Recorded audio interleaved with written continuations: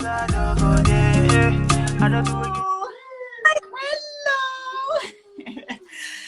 guys. This is beautiful Lala. Hi, everyone. Hey. So, how are you today? I'm doing good. I had to wake up sharp early. I Chicago time. know. I know. Thank you. So, yeah, guys, welcome to Fidelity Friday. And today we have another hot topic. Yes, I'm so excited. And it was a question. Would you share passwords with your significant other? Wow. Would you share passwords with your significant other? Yeah. With your partner, spouse, whatever. I mean, significant other is probably the best to use because, you know, not everybody is married, but we're talking about long-term relationships and all. So who is Lala? Let's start with that. Yes, so hi everyone. Hey, welcome.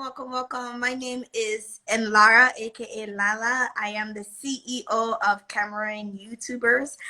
Cameroon YouTubers is a social media platform where we connect with YouTubers, network and connect with YouTubers all over the world. Literally, we have YouTubers in China, Canada, the US, the UK, Germany, Berlin, Ukraine, you name it. We have Cameroon YouTubers there.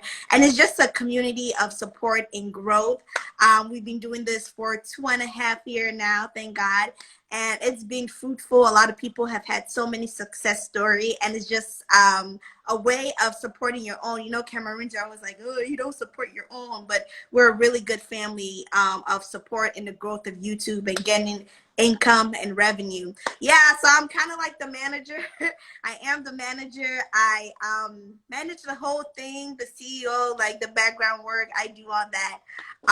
So yes, that's a little bit more about me. I'm based in Chicago, Illinois. So me and Nancy have different time zones. So, but yeah, that's just a little bit more about me.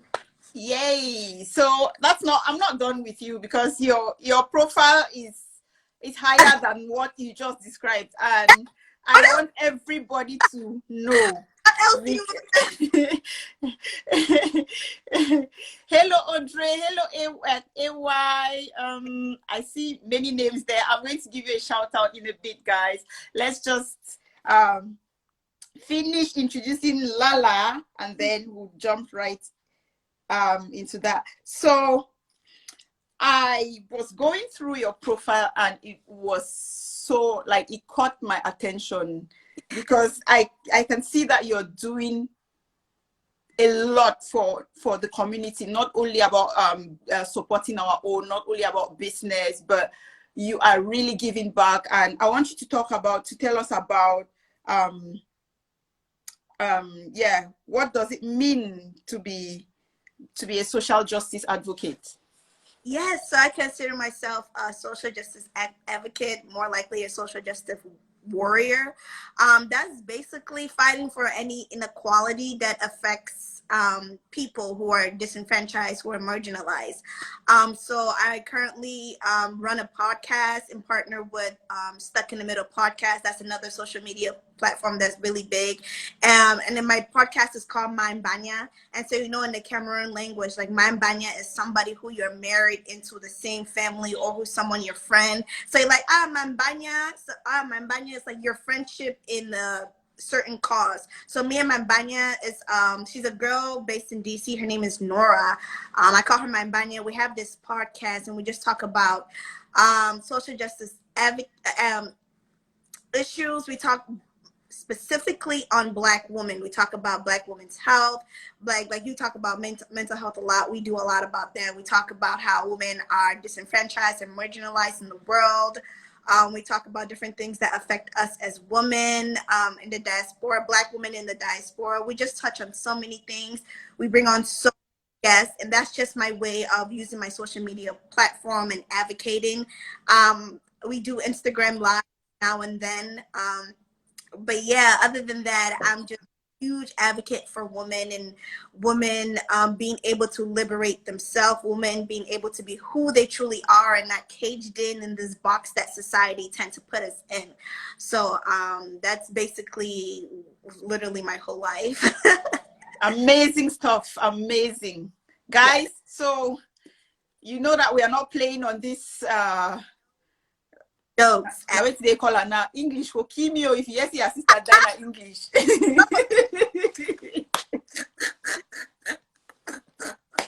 So yeah, that's a strong woman right there. And I call all my strong women out there my high-heeled warriors, because what? Yeah. Yeah. Casual warriors, come on. You know what I mean? I love it. Guys, I know you're itchy to start, talking about this hot topic. So let's just jump right in, and I'm going to bombard you with questions here. Today's question. So one, would you share every single thing in your life with your partner? Ooh.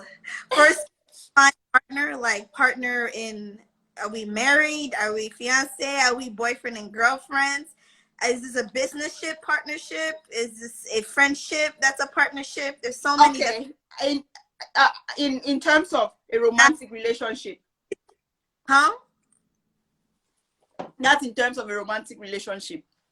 You and either you and your husband, or you and your partner, depending on the relationship you are in. But yeah, we're talking about romantic relationships here. I don't think like I would share like every single thing, but I think as we grow together, as we progress together, I would get to learn a little bit more about him, and he would get to learn a little bit more about me, because I think any type of ship is like progressive learning of each other, right? And sometimes I'd be like, oh yeah, I had this, oh yeah, something happened to me, oh yeah, things like this. And so you're like, wow, I never knew you were that. So I don't think I would, because there's so much of my life that I encompass, right? Like I'm a whole book. I just can't give the whole book to the person to read, right? So the person has to read chapter by bits, yeah, chapter by chapter, yeah. Chapter. You don't want to throw your whole self on somebody.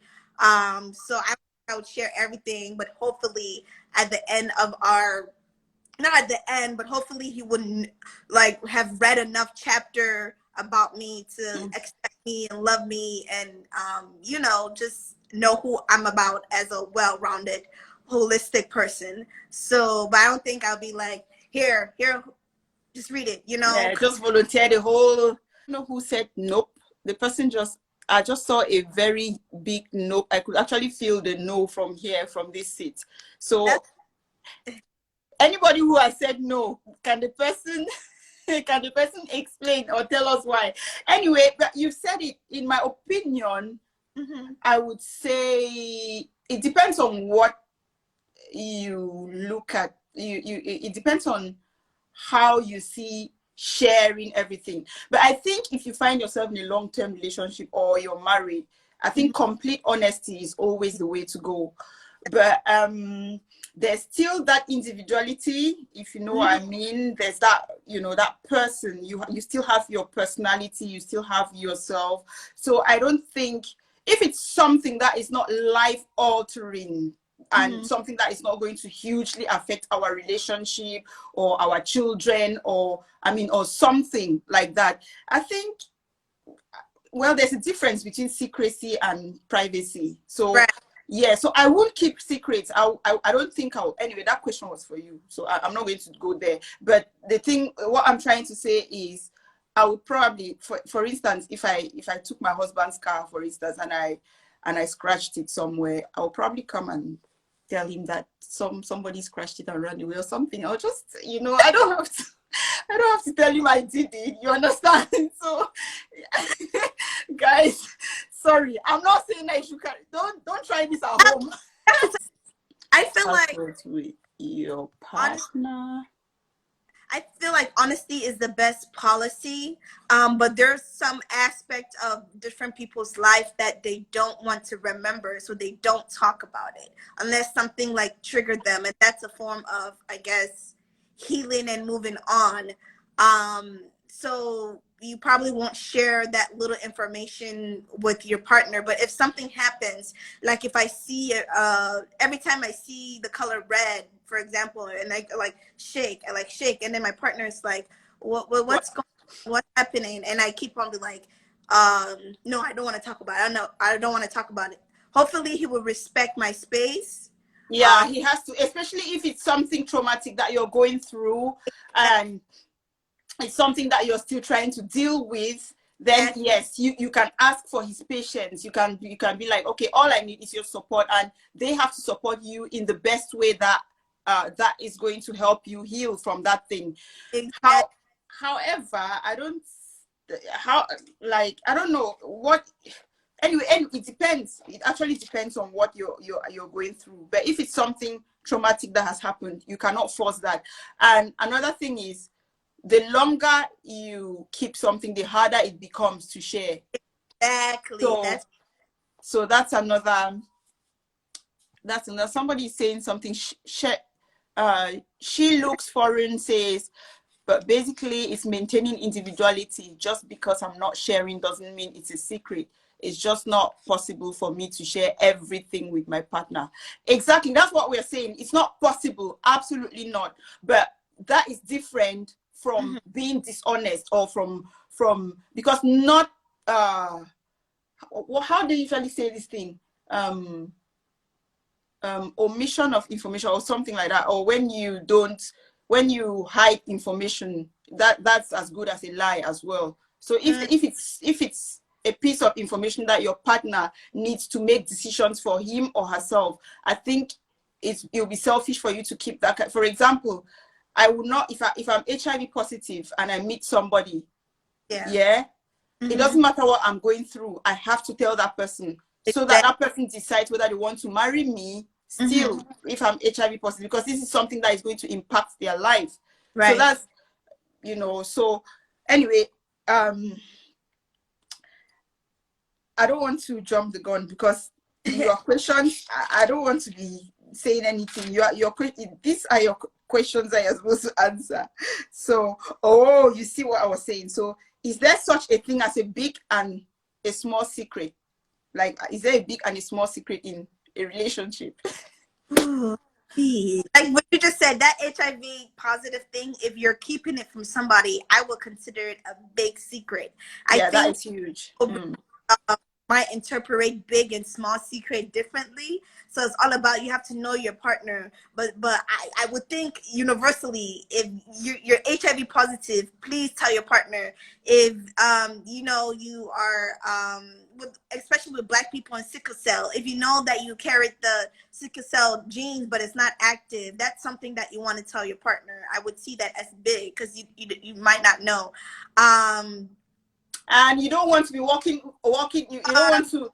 You go to the mall with your partner, and then you meet an old friend, and the partner is like, "Hey, Lala, I'm sure your baby girl is so grown up now. How old is she?" And then it turns out you never told the guy that you even have a kid somewhere.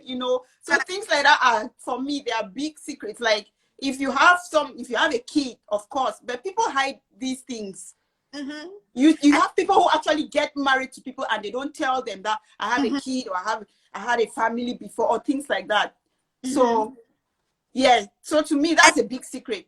And even with sexuality, there was this scenario where like this guy and girl, they were dating, they were about to get married, and she found out like he like once upon a time like slept with a guy or something like that. I'm very liberal. I think there's a big secret and a small secret.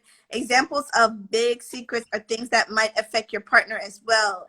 Exactly.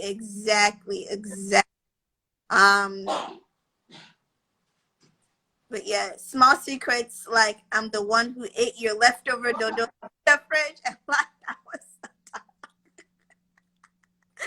Wendy, why are you like this? Wendy, why are you eating people's dodo? Hey! Hey, Tifman. Oh, if you're just not. I'm back. Sorry, guys. So, like I was saying, like, there was this scenario where this couple, they were about to get married, and then the wife recently found out that the guy, like, you know, had sex with another guy in like school, high school or college a long time ago, and that was just like him exploring his sexuality and stuff. And she saw that as a big deal. Like, how do you not tell me that you've had intercourse with the same sex? Like, you know, how, you know, are you Yeah, bisexual? so because what 10 years down the line, you get up and tell me that, okay, I like guys now, and I have to go, like, because these things happen. You get married and you think that this person is heterosexual or or so, and then a few years down the line, you're building your family, and he comes out. He's like, okay, I like guys, I don't like. So yes, to me, that's a big thing. That is something he should have shared with. Yeah, definitely like verbalize their sexual preference. It's like, and just even say, hey, I'm bisexual and this is my sexual preference. Are you okay with that? If the partner loves you and willing to work through that with you, then that's fine. Like, you just have a bisexual partner and you willing to grow your family in that manner, knowing like what your partner's sexual preference is. It's just like those things are like big secrets versus like small secrets. Just be open and honest. But yeah, she's like, I can only share my phone password but not sharing laptop password because I have work information there. Not sharing bank account password either. Every other things he can have. I understand. Ah, that's an Mhm. interesting one. I don't. I'm not a big fan. Joint bank accounts should only be when you're in marriage. Yeah, when Don't. you're married. When you're married, I think when you're married, because I was going to say that, because when you are married, it's a whole nother ball game. Mm-hmm. And you don't want to be doing the my money, your money thing. And I mean, it's just so messed up. It's a lot easier when you are financially transparent with each other. You can have your personal bank accounts. Actually, it's advisable for you to have your personal bank accounts, but you still have to have like a joint account where you have all the major bills, everything, that everything that you both can account for. Mm-hmm. However, if I want to surprise my husband, for instance, I don't want to come and take money from an account where he will ask me what happened to this money. So I have Right. to have my own money, like Of vex course. money. That's how we call it in Cameroon, vex money, a woman's nyanga money. So yes, we know our incomes. We know all of those things. I know your salary, you know my salary. We know where the money goes. But there's this little my pocket allowance that you should not question. You should not. You don't need to know what I do with it, because like I said, some things there's a small, maybe I want to go to the spa with the girls, maybe I want to go do my nails and I need to buy my makeup. I don't have to be running to him all the time. You get what I mean? And maybe for him, he wants to probably go out to the pub with the guys, or he wants to go football or something. And that one, or he wants to surprise me, buy me that my Mini Cooper that I've been asking for, you know, you So know. what do you ask this question? So what are you in like 50-50%? Like, is your husband putting 50% of his paycheck or income, or are you guys both 50%, or is one person putting more in than It's another? not, it's to me, it's not a competition, because I mean, I don't want to, I usually like to speak like on a secular basis, because we are not, you don't have, you're not talking to only Christians or whatever. You're talking to Right. people from all backgrounds, religious backgrounds and beliefs and all of that. But Right. if you want to use the Bible a little, you say the two shall become one and all of those things. It really has a deeper meaning, you understand? And when you start saying these are things that um, establish trust in a relationship, Mm. because these things establish trust, and they improve, or they improve accountability and all of. I can't see you. You're breaking up. Can you see me? Yeah, I can see you. Can you see me? Not really. I'm not sure what's happening, but I think I'm not. But can you hear me? Yeah, I can hear you. Yeah, I cannot see you though. But I understand what she said about not sharing your work password, because I mean, if you have work, oh, she's gone. Let's see if she's requesting to come back. Okay, somebody's asking me a random question. What tribe am I? I am a Wimbum girl. I'm from Kambe, specifically Taku. That is new subdivision in the northwest region of Cameroon. If that answers your question. So she's back. So yeah, I was saying something about the work password or the email. Anything that has to do with work should be your personal thing. Like your spouse has no right to that information, you know. But I mean, this password thing is kind of, it's a bit tricky, because we are not saying that having your spouse's password should turn you into the feds or a CIA agent. No, you're not keeping deep secrets. Yeah, you're not you don't have you're not taking your partner's password because you want to be snooping on him or her. Yes, because if you even get to that stage where you feel the need to start snooping, then something is definitely wrong. That's a conversation that you guys should have. All of that.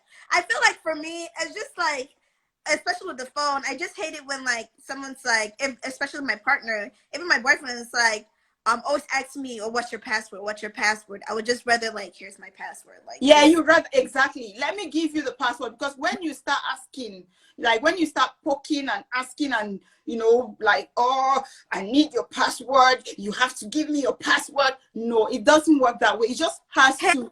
It just has to come naturally.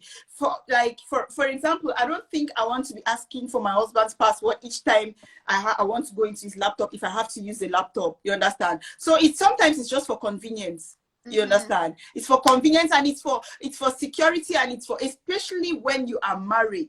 Because, for example, God forbid I drop dead, I get a heart attack or something, and you don't have access to any of my information. You don't have access to any bank accounts. You don't have access to nothing that belongs to me. So how do you start if we have kids and all of those things? I mean, if I can collect life insurance when you are gone, or if you can collect my life insurance, I mean, we are sharing our private parts.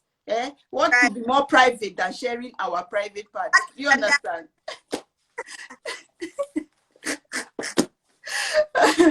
So yeah, so what's that question that I wanted to ask you? So yeah, we've already, I don't know, that does password sharing establish trust in a relationship? I really think it's dependent on the couple. Yeah. Like for me, I don't see it as a big deal, but like it should flow. It shouldn't be like a big thing. Like my partner should be like, "Here, honey, here's my password to this. Here, babes, here's my password to my phone. Here, babes, here's my password to my computer." Again, like you said, it's all about convenience, but I don't see, like, it should happen organically. It shouldn't be like I'm forcing, give me a password. Give me a password. Password is not automatic. It's not an automatic sharing passwords is not an automatic fix for a relationship. That is, like, there are relationships that are on life support, let me say it that way, and whether you share passwords or not, do you understand? But again, password sharing to me is, it's for accountability. It holds the person accountable, because if I know that my partner has my password, there are certain things, indiscretions, that I will not be involved in, because I'll keep myself in check. I'll try to be as disciplined as possible. And another thing is, in a situation of betrayal of that trust, if you betrayed my trust, if I've had to find out that you have an affair or something, then boo boo, I'm sorry, you have completely lost your rights to that privacy that you're asking for. Yeah, because you have to do the spade work to rebuild that trust, and being an open book is part of the betrayed partner's healing process. So that one is not even on the table for negotiation, as long as the person is not abusing you. Exactly. Yeah, you don't have you've lost that right to privacy. But the moment you break that agreement. So I would say one form of abuse, there's 7 types of abuse, right? One form of abuse is digital manipulation, and that's like using social media to like manipulate you. Like if, like, God forbid, your partner has your password to Facebook, Instagram, they will use that to like log you out, delete some certain friends. Absolutely. Absolutely. Absolutely. That's called digital. That's the downside of sharing passwords, because that's why I'm saying that it's safer for a married couple that you've been together for long, or maybe a couple that has been in a long-term relationship. You know the person more than enough to trust him or her with that much information, because there are psychos out here. You have exes who become stalkers, who get into your inboxes and do horrible things. You understand? There are people who get into your accounts and swindle your money away and render you bankrupt. There are people who do horrible things. But again, the thing is, if you break up with such a person, you just need to change your passwords. You have to. In fact, if you break up with anybody, you need to change your passwords, because you cannot trust humans out here. Humans are... When they said, I feel like if someone doesn't trust you, then knowing your password wouldn't all of a sudden bring trust. Exactly. That's what we're saying. That if the relationship is on life support, then whether you share passwords and everything else, it's not going to work. It's not going to work. Someone says, I don't mind giving my... But however, some people are usually very, like, some people are like, over my dead body will I share my password? If you're so clingy to your password, then maybe there's something you're hiding, actually. Yeah, because if it's a matter of life and death, especially if your partner is suspicious of something and it becomes a matter of life and death, then it means you actually have something to hide. Because if you don't have anything to hide, why are you hell-bent on the fact that you honest and open with each other and grow with each other? That's the thing. Be honest and open.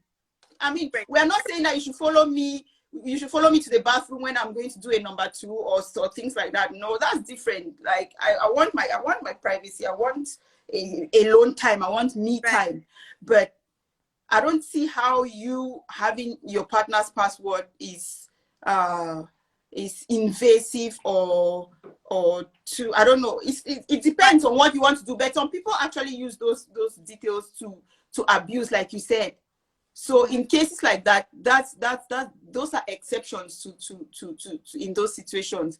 Like, you don't want to use your partner. Some people take their partner's phones and they are harassing harassing their husband's colleagues. Oh, you bitch, stay away from my husband. You don't even know if it's a potential business that you've just lost, or a client that you've just lost for your husband, and things like that. So people who, like, I think that's one of the reasons why people like have their reservation when it comes to sharing passwords and personal information like that. But all about trust, though. As we said, it's all about trust. It's all about trust. That's why I'm saying that if you find yourself doing that in a relationship, then I don't think you should even be in that relationship in the first place. That's unhealthy. That's unhealthy. It's so unhealthy. So unhealthy. Someone said, I don't mind giving my password to hubby because I have nothing to hide. Hub doesn't even have. I'm the one with one. I actually did put one to avoid my daughters getting into my phone since she's always in possession of my phone. That makes sense. I think that boils down to the type of relationship. Yeah, it boils down to the type of relationship, and it boils down to what works for you. Anything that works for you, you should stick to it. Whatever works for, because these things are subjective. You know, passwords can work for me. They don't have to work for you. But whatever works for you, do it. The thing is, it actually establishes trust, like I said. Trust. Trust is so hard to gain trust, and it's so easy to lose it. Yeah, it's so easy to lose it. It's so easy to lose it.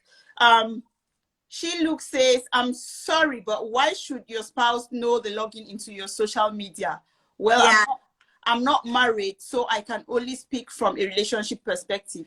For example, the thing is, that's why I'm saying you have to be two healthy, secure individuals before you even find yourself in a relationship. Because if you find yourself in a toxic relationship, that's when these things start happening. I have my husband's password, but it can take me over a year to even go on his phone. Do you understand? Like, but just knowing that I have his password gives you that sense of security. It gives you that sense of trust. It gives you that sense of, but you don't see me waking up in the night. It's like, if you find somebody snooping on something, it means something is wrong. That's a fact. Something is wrong with your relationship. If you find yourself snooping or suspecting or looking or trying to find out something, it means something is deep. There's something deeper happening. Exactly. So it's not only about that phone. If you find yourself going into social media and all of that, it means there's some trust issue that you guys have to talk about. Whether you're seeing a counselor, whether you're seeing a therapist, whether whoever you have to see, but you have to talk about it and you have to sort it out. That one is clear. But I don't have any business in my husband's phone. If I want information from his phone that I don't have in my own phone, I can go get it. But I don't think I can find myself waking up in the morning or in the middle of the night to snoop and go get into his Instagram, his Facebook, his blah blah blah blah blah, whatever. Do you know there's one Hey. What kind of bad luck? This was a customer from where I used to work, because we used to do money transfer. So we have a phone where you have, like, we do money transfer on the phone. Do you understand? So that's how this guy's number. That's how I got his number. So this lady, she goes probably into her I don't even know if it was her husband or her boyfriend or whatever's phone. And she sees the transactions, and she does not even look at it like, oh, this is business or whatever it is. She just starts blasting me. I'm like, wow, people are not okay. Offended her in some way or the other, or in the past. Yeah, people are not okay. I just told her, say, have a conversation with your man. I don't know what's happening in your relationship, but please, like, you cannot even stoop low to start answering that kind of person, because it was pathetic. Because many of us, many women behave like that, especially women. I don't know why. If you find yourself in a relationship where you have to go and start getting into your husband's phone and places to go and attack other women, darling, it's not good. It's not all right. Someone said, I think most people who choose to withhold their password from the partners have the state of the relationship they're in and choose not to share. So it isn't about the act of sharing being bad. Someone said, well, if you ask, I can share, but the password doesn't guarantee faithfulness. Woo! It doesn't guarantee faithfulness. Do you know how many phones some boys? Do you know button exists? Do you know the lengths that people will go to cheat or to do shady things? To do, like, somebody will have a whole nother phone that stays in his car and you will never ever know about it. Never. So that's why we're saying that it is not a guarantee, but it is good. It's good. It gives you, in a healthy relationship, it gives you that sense of security. It gives you, it establishes trust. It strengthens your bond. Do you understand? But don't use it. Don't use it for malicious purposes. Because they still can be cheating and you have the password to everything. In fact, they'll be the ones to tell the side chick to answer madam and say, yes, this is the business partner where your husband is going to be home anytime soon. They can do any of those things. But the thing is, The thing is, especially for married couples, it is a disadvantage not to have access to those things for reasons that we listed earlier. For example, if I have a heart attack and I drop dead, God forbid. Do you understand? Yeah, God forbid, if something like that happens, what happens? And my husband, for instance, doesn't have access to any of those things. So I look at the practical part of it more than even the trust part of it, and and for convenience, and for convenience. So it's just. So I hate to be. That's my banya. Let me see. I think people are not calling because I took off that number. So I probably have to. Yeah, you can go to the number. I'll just read what people are saying. My Banya, hey Banya. So I hate to be that person, but this question about sharing passwords is kind of trivial. The real question should be, how do you build different levels of intimacy within a partnership? Exactly. It's about intimacy. Darling, come on. I'm sure you missed our introductory statement, because we said if you get to a point where you have to be asking for passwords in that light, it means something is wrong with that relationship. And intimacy is what holds the relationship together. So that is why you should see a therapist.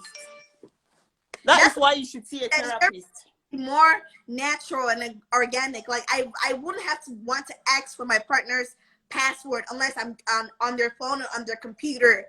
There should be like, here, baby, just take it, so you don't have to ask me again. Like that. Absolutely. And organic. It shouldn't have to be forced. And if this is like, why do you want my password? Why do you need this? It's like, okay, maybe there's, I would suspect that there's a little hiding of something that's going on. And her second part was, how do you build intimacy? Just get to know the person. Like we talked about, everyone being a book, right? And it's up to you what part of the book you want to share with your partner. Like you don't want to throw your whole 26 chapter book on somebody, right? So as you grow, you allow them to read each chapter and kind of digest that chapter, and then just settle for a bit and then introduce them to the next chapter, right? Because we're all humans. There's certain levels of things. The number has been pinned. Yes, the number has been pinned. Please call or text. Any questions? Is there any questions? People are contributing. Oh, guys, that this says, so when is it appropriate to share the password, bank card, PIN, and phone password with your partner? Not married couples. When you're married. You shouldn't share any of those bank card, PIN, phone password. You can share with your partner when you're go and share it with some trifling ex. They will deal with you. Your name not die. So dating. I don't think in my dating days I could have done something as deep as that, to be honest with you. Like not the bank card. No, I had actually no. I had there are people who actually share like their codes, their bank codes, their PIN codes with their girlfriends. Yeah. Yes. I was in a relationship like that. Like they'll share their PIN code with you. It's common with Nigerians. I don't know how common it is with Cameroonians. They'll just give you their card and their PIN, to go do whatever you want. But that's different. That still doesn't give you as much access into the account. Having somebody's PIN, even your friends can have your PIN now. It's not as serious. But I mean, having actual access into the account where you can actually make a bank transfer and things like that. That one is deep. I don't think you should be doing that if you are still in the dating world. I don't know. But it depends. It also depends on your relationship, because there are some long-term relationships. There are people who live together for 10 years. They have kids and things like that. We cannot downplay those ones just because they've not signed a certificate. Do you understand? But it's more risky to do things when you don't have that paper that is binding you. Nora, the 4475. So I think Stacy says I need me a Nigerian man so I can get his PIN code.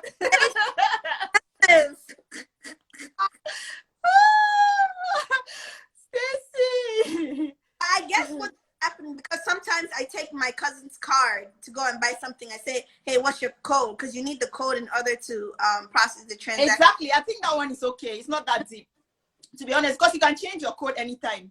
Exactly. You can call your bank to change your code, like immediately. You don't feel comfortable with anybody else having it. So that one is not a big deal. Stacy says an African American man ain't giving away his PIN code. Atolo says, my present relationship, I don't know which is my card or my girlfriend's. We both use whichever has cash, but we never planned it that way. We have grown to that level. Atolo, you're right. That's why we're saying anything that works. Relationships are unique. Anything that works for your relationship, by all means, do it. We're just listing the pros and the cons of sharing passwords, and so far I think the pros have outweighed the cons so far. But you know, everything. My friend, but yeah, it all depends on the level of trust. And if you're a person, I feel like if you're a person who have been hurt in the in the past, and you've just been hurt over and over, it's very hard for you to trust. And I think you shouldn't be in a relationship if you can't trust your partner, because every partner you can't. And I think I would advise people to take time and do some healing. Heal, no matter how long it takes. Yeah, you have to heal. You have to heal. Like, and I was going to say something. Speaking about this healing, people really, really take it for granted. You have a partner who is a professional cheat, like Casanova. He will cheat on you, and then when you ask him for probably to say, okay, what I need to heal from this betrayal is maybe for you to be open, to be an open book, be honest, take away the code from your phone and things like that. And the person will be like, okay, I've cheated on you, so what? If you want my password to my phone, I'm not giving, you're not having it. So if you want, walk away. If you don't have to be doing that, because if you have betrayed somebody, you have absolutely no right to be feeling entitled at that point. That is the point, that you are the one who even has to come and open and say, okay, babes, what else can I show? What other passwords can I give you? Just that is part of that person's healing process, and you cannot undermine it. That's just something that I wanted to throw out there when you're talking about this healing thing, because this is a series that I want to start in a bit. This affair recovery series, and what to do and what not to do when you're recovering from an affair. That's if you have decided to stay in a relationship after an affair.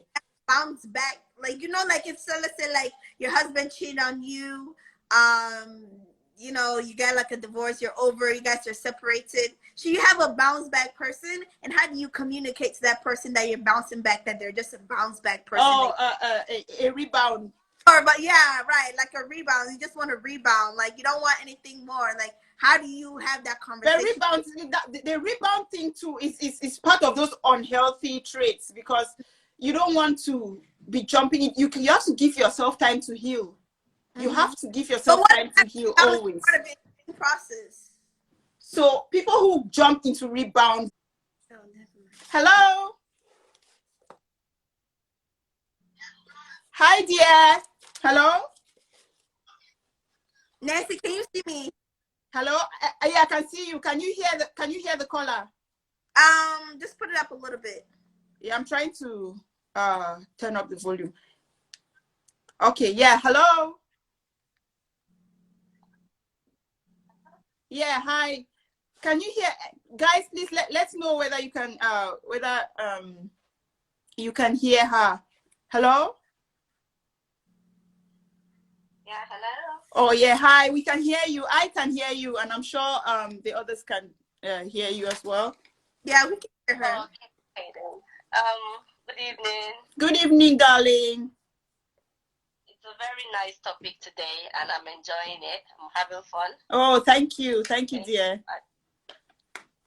So basically, I want to talk about the password thingy. Mm-hmm. So it happened to me some time ago. I was in this relationship, and then my phone had the password, Mm-hmm. So you know, the relationship kept going and all that. Everything was cool. And then sometimes I didn't realize, oh, maybe the guy was not comfortable with me chatting and all that and all. As a human, you have, that's why we have the phone in the first place. You chat with people, you talk to people and all that. So I didn't know this guy was like, one day he just got angry that I was chatting, blah, blah, blah, and all that. And then he just pounced on the phone, you know. He pounced on me and then pounced on the phone. So it immediately pounced on the phone went off. The password, the phone immediately locked itself, you know, having a password, like, you know. So he couldn't go through it. He was like, oh, open the password and all that. I was like, no, you can't be abusive and then ask me to open the phone and all that. It doesn't work that way, yes. So to me, that's an advantage of having a password on your phone. Imagine if he had, it wasn't as if, you know, I was cheating or doing anything. Do you understand? But it could be my mom, it could be with my dad. I could be talking to any other person that I didn't want him at that particular time to know. It might be even his surprise, we're planning a surprise birthday for him or something. I didn't want him to know. But, you know, he just pounced on the phone and all that. But thank God there was a password on the phone, so he couldn't get through the phone. So if you have people like that, like partners that are abusive, partners that are too, how will I put it? Partners that want to know everything. That they're nosy, they snoop, they do all of those. But those are abusive people. Those are insecure people. Those are people who have issues. And that's what we were saying earlier, that you don't have to, this password issue should not be like, we mentioned it, we said it now, like, if you are going to have to force me to give you my password, then something is wrong. Then you should be having a whole nother conversation, not the conversation about passwords. Exactly. Yes. So, you know, he pounced on the phone, pounced on me and all that. And then he was like, I have to see this phone today and all that. So he tried to open it. Thank God for the password. It was there. He couldn't. And that made him angry. I was going to say that would drive him absolutely nuts. Crazy. Yes. He went cuckoo throughout that night, blah, blah, blah. He was like, oh, I'm going to take the phone to a specialist that can open it, blah, blah, blah, and all that. You know? So sometimes bro, it's not that deep. If you have trust issues. For your sanity, for your health, for your well-being, please, sometimes put your phone on a password. Thank you. Thank you very much, darling. Thank you for sharing your story with us. That was a nice one. Thank you, dear. Thank you. All right. Thank you. Wow. You see how people can be abusive? Yes. As in knowing your password. Yeah, but that's what we're saying earlier, that knowing your partner. That there are situations where if you're not in a healthy relationship, please don't use that as a weapon. Do not. You're not supposed to use passwords as a weapon. Passwords are just there, like we said, for convenience. Yes, they establish trust and all of that. But please, if you're going to be abusive around these things, it's not. What's Terry said, I don't mind giving my password to Hubby because I have nothing to hide. Hobbs doesn't even have a password. I'm the one with one. I actually did put one to avoid my daughter getting into my phone since she's a okay, I don't know. Anyway, yeah, to avoid her from getting to. Yes. So you see that is coming from a marriage, because in marriage there's just much more than, I don't know. There's nothing that you have not shared as a married couple. You understand? So holding on to your passwords and things like that, it's not really going to make a difference unless you're planning, you know, some, I don't know, something. To me, the only secret that you should be keeping from your partner should be probably like the caller just said, planning a surprise birthday or a baby shower or something like that, you know, because to be honest, I think Nora, you can try calling again. Yes, she can try. This is a call that just came through, so it means the number is working. Yeah, try on WhatsApp. It has to be WhatsApp. We have 5 minutes to go. Instagram will log us out, then we are going to come back on. So when we go off, I'm going to come back on, guys. So just be patient when the phone goes off. Okay. Yeah, I think that's your Mbanya calling. Hello. Hi, Mbanya. Is that you? Hi, Nora. Yes, it's me. Can you guys hear you? Guys, can you hear her? Yes, I can hear you. Can y'all hear me? Yes. Yeah. Okay, y'all. So I just so I just wanted to clarify my point because I did come in late, so but I kind of got the gist of what you guys were talking about. I think just like anybody else, I was talking about intimacy. I think it starts from intimacy, building a level of intimacy, because what I've realized even with my friends, I've had friends that I've been in a relationship with, but we've had a relationship for 4 years, and I gradually over the span of 4 years, we got to share more and more things with each other. We got to be more comfortable. Oh, Doka says they cannot hear you. Can you speak a bit louder? Because I don't have my speaker here. I don't know where these children kept my speaker. I've been looking for it for days. Just speak. Sure. Can you guys hear me now? Can you hear her, guys? Yeah, I can hear her. Okay, yes. Okay, they say we can. Yeah, they can hear you. Okay, so I was just speaking about, I was coming from a point of intimacy, building intimacy in any relationship you have, because I was using the example of my friends, friends that I've known for years. I noticed that gradually over the time, as we built certain level of intimacy and trust, there were certain things that we shared, and it was there was no hurdles to jump over, no big deals to to really be yo, let me have this, there was no conversations to be had. It was more so a natural, because for me, I'm thinking there's a lot of things or a lot of ways my mind can go if I'm forcing somebody to share a password with me. There are a lot of places my mind can go, and I don't think that's necessarily healthy for relationships. So no, it's not. I was coming from a point of I'm gonna build intimacy with this person. Gradually over time we get more comfortable. We share certain things. We we have experiences together, shared experiences together. That he could be going somewhere one day and he'd be like, here you go, I'm going away for the weekend. Here's the keys to my house. Here's the bank accounts. Stuff like that. Whereas maybe we start dating or we get a title, and I'm like, okay, so now that we have a title, I need all your passwords, and I felt like that wasn't organic. No, it's not. I don't do again, make you forget.